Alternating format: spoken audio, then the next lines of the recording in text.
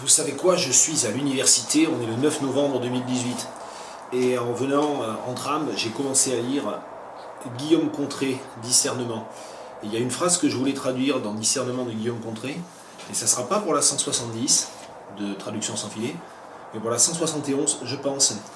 Donc aujourd'hui, quand même, qu'est-ce que je dois faire? Moi, je me prénomme Guillaume. Lui, il se prénomme Guillaume aussi, je ne le connais pas. C'est son premier roman, aux éditions Louise Bottu. Il y a quand même un Guillaume un peu plus célèbre que nous, c'est Guillaume Apollinaire. Et Guillaume Apollinaire, il est mort il y a 100 ans précisément, aujourd'hui. Il est mort le 9 novembre 1918.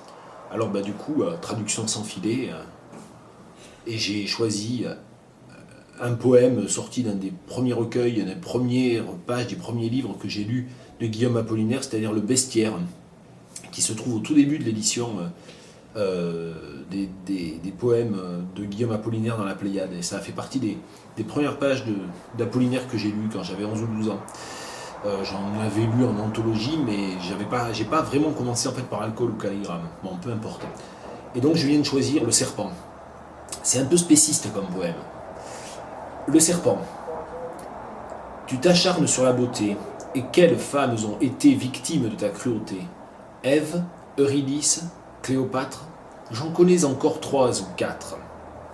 Et je pars de ce poème parce qu'il me semble que la chute du Quintil, c'est un poème de 5 vers, c'est une strophe de 5 vers, la chute du Quintil, j'en connais encore 3 ou 4, assez désinvolte, en contraste avec le sujet mythologique, plein d'allusions culturelles, me donne l'idée que je vais peut-être m'autoriser un côté un peu nonsense, à aller regarder plus du côté des formes brèves telles que le limerick, enfin en anglais, je sais pas trop.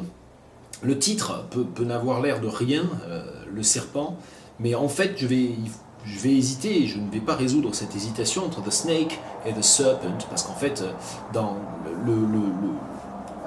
en anglais, on a 2 mots différents.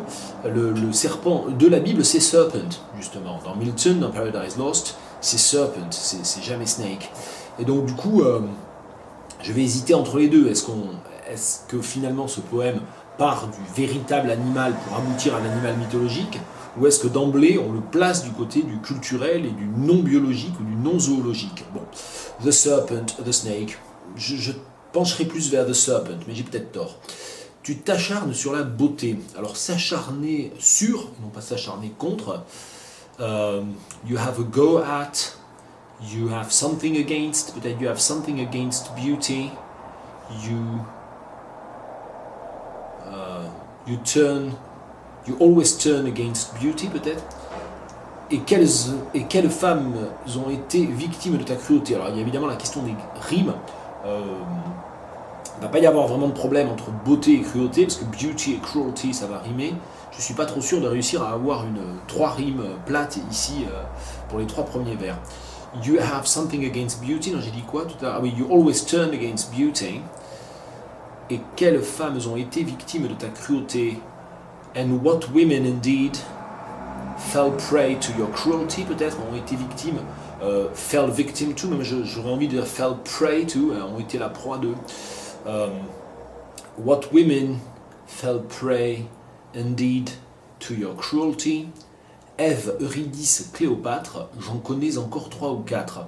Alors c'est là que je me dis comment je peux réussir à garder les rimes. Cléopâtre 4, qui a un côté, je pense vraiment cette rime a un côté un peu désinvolte, un peu ludique, un peu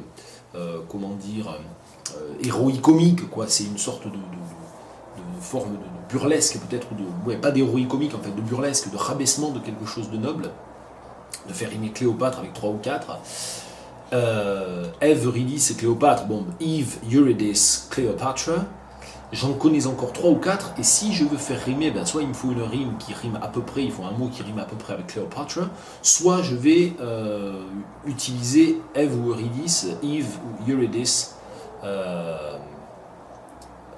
à la rime. Eve, Eurydice, Cleopatra, I know 3 or 4 more. Et en fait, quand je suis en train d'y réfléchir, et du coup ça fait écran, quand j'ai lu le poème, en sachant que j'allais le traduire, juste avant de démarrer la vidéo, j'ai eu une idée qui était de faire, débile, idiote, mais délibérément idiote, qui était de faire rimer Cléopatra avec Tara.